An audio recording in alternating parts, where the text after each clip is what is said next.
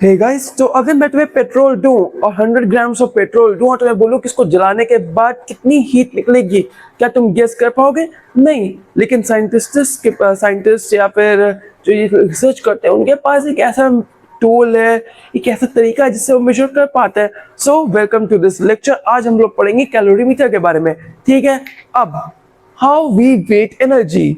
Calorimeter का काम क्या है? Measurement of heat. अब वो होता कैसे है? देखो, मेजरमेंट ऑफ हीट करना कोई ऐसा नहीं है कि तुम आराम से बस एक कोई टूल डालोगे और मेजर कर लेगा। नहीं नहीं नहीं, हम ऐसे नहीं करते हैं। हम कैसे करते हैं? चेंज ऑफ हीट को देख के। वो कैसे? अब कोई इमेजिन करो, तुमने एक क्लोज कंटेनर सराउंडिंग और उसके बीच में पानी रखा हुआ है। अब अगर वो जो सैंपल या फिर ऑब्जर्विंग बॉडी है, अगर वो हीट लॉस्ट करेगा तो पानी का टेम्परेचर बढ़ जाएगा, और पानी का टेम्परेचर जैसे ही वो बढ़ेगा हम वो कंक्लूड करेंगे कि इसने हीट रिलीज की, एक्सोथर्मिक रिएक्शन हुआ, हीट रिलीज की। कितनी हीट रिलीज की? वो हीट रिलीज की वो हम मेजर कर सकते हैं। कैसे? क्योंकि जो इनिशियल टेम्परेचर होगा पानी का वो हमने मेजर कर ही लिया होगा, कांस्टेंट जो होगा, मान लेते 22 डिग्री। अब ये सब प्रोसेस के बाद हमें दिखा 33 डिग्री, तो 10 डिग्री का फर्क दिखा, तो हमें पता चलेगा कि इतना हीट रिलीज हुआ है। सिंपल ऐसा समझ सकते हो। पर अब चीजें उतनी सिंपल भी नहीं है चैप्टर में, वो हम पढ़ेंगे कैसे? वो पढ़ेंगे बॉर्न कैलोरीमीटर। अब बॉर्न कैलोरीमीटर कैसा होता है? ये देखो, ये दिख रहा है एक ऐसे ही, मतलब बीच में बॉम्ब होगा और उसके बाद सराउंडिंग में पानी होगा। अब रिजिड, और जो बॉम्ब होता है वो होता है रिजिड स्टील बॉडी का। रिजिड स्टील बॉडी क्यों होता है वो समझो। रिजिड स्टील बॉडी इसलिए होती है क्योंकि जब वो फटेगा तो एटलीस्ट एक्सपेंशन ना हो, वॉल्यूम चेंज ना हो। अगर वॉल्यूम चेंज नहीं होगा तो वॉल्यूम कांस्टेंट होगा। वॉल्यूम अगर कांस्टेंट होगा तो, अब याद है हमने पहले लेक्चर में से क्या पढ़ा था? वॉल्यूम कांस्टेंट होगा तो वर्क डन भी जीरो होगा, और अगर वर्क डन जीरो होगा इसका मतलब हो जाएगा कि क्यू भी हमारा जो होगा वो हो जाएगा डेल्टा यू के बराबर। क्यों? क्योंकि अगर वर्क डन नहीं हो रहा, सारी एनर्जी इंटरनल एनर्जी को चेंज करने में ही लगी है। ठीक है, इंटरनल एनर्जी हम नापेंगे वो है। अब बॉर्न कैलोरीमीटर जो है वो यही चीज को एक्सप्लेन करता है कि देखो, अगर प्रेशर, वॉल्यूम कांस्टेंट है, वॉल्यूम की बढ़ेगा नहीं तो हमारा वर्क डन भी नहीं होगा, और सिर्फ डेल्टा यू ही चेंज होगा। मतलब डेल्टा यू ही तुम्हारा क्यू वी है। अब इसके बाद हमारा आता है ये constant pressure P, coffee cup calorimeter. अब हमने V को देख लिया कि वहां पे वॉल्यूम सेम था, लेकिन अब वॉल्यूम को एक्सपेंड करते हैं, प्रेशर को चेंज करते हैं, तो कांस्टेंट प्रेशर P। अब एक कॉफी मग लो, बढ़िया सा कॉफी मग तुम्हारे सामने है। ये तुम्हें मेरा कॉफी कप दिख रहा है, लेकिन बढ़िया सा कॉफी कप में उसमें कॉफी है। अब ऊपर से प्रेशर पड़ रहा है, क्यों? क्योंकि ओपन एनवायरनमेंट में ओपन बॉडी है। ये क्या था? क्लोज बॉडी प्रोजेक्ट था, ये ओपन बॉडी प्रोजेक्ट है, ऐसा समझ लो।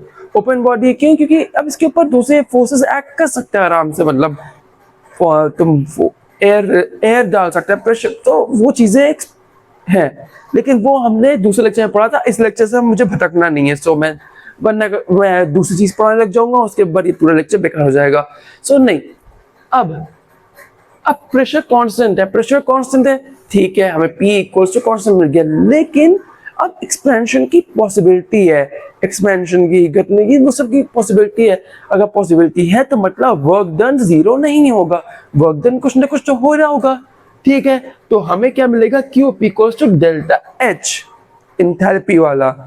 ठीक है, अब यही, और अब देखो, अब इन दोनों को वो करते हैं, कंपेयर करते हैं। यहाँ पे तुम्हारा क्या है? V कांस्टेंट, यहाँ पे क्या है तुम्हारा? P constant. यहाँ पे तुम्हारा वर्क डन जीरो है, क्यों? क्योंकि V कांस्टेंट है, यहाँ पे वर्क डन हो रहा है, क्योंकि कुछ ना कुछ चेंज है। ठीक है, यहाँ पे क्या है तुम्हारा? QP equals to delta H, यहाँ पे क्या है? QP equals to delta U।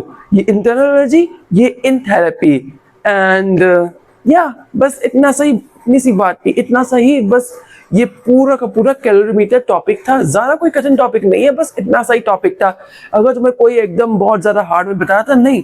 अब इसके बाद तुम्हें मैं दूंगा एक क्वेश्चन होमवर्क की तरह, कमेंट सेक्शन में उसका आंसर लिख देना। वो क्वेश्चन ये है, सैंपल रिलीज फॉर 200 जूल्स, मतलब 4200 जूल्स, ठीक है, heat in 100 grams of water. ठीक है, मतलब 4200 जूल्स जो है वो 100 ग्राम वाटर में हीट प्रोड्यूस कर रहा है। ठीक है, अब डेल्टा टी हमें ढूंढना है, मतलब चेंज इन टेम्परेचर ढूंढना है। सिंपल बात है, कैसे होगा? अब देखो क्या हमें दिया हुआ, given CW equals to 4.2 JG standard state C, ठीक है, ये दिया हुआ। और फॉर्मूला क्या हमारा है कि equals to m dot c dot delta T, मतलब m into C into delta T. तो ये तुम्हारा फॉर्मूला, और अब तुम आराम से इसको निकाल सकते हो। कैसे निकालोगे वो तुम पे डिपेंड करता है, तुम न्यूमेरिकल्स अच्छे से जानते ही होगे। अगर नहीं जानते होगे तो वो कुछ ऐसे होगा। मैंने सॉल्व कर दिया है, जैसे कि तुम्हें अगर ना आता हो तुम देख लो, ये रहा at the end of the answer, 10 degree का चेंज। ठीक है, नॉट बैड। पानी का टेम्परेचर 10 डिग्री बढ़ना ही मतलब इतनी एनर्जी लगती है।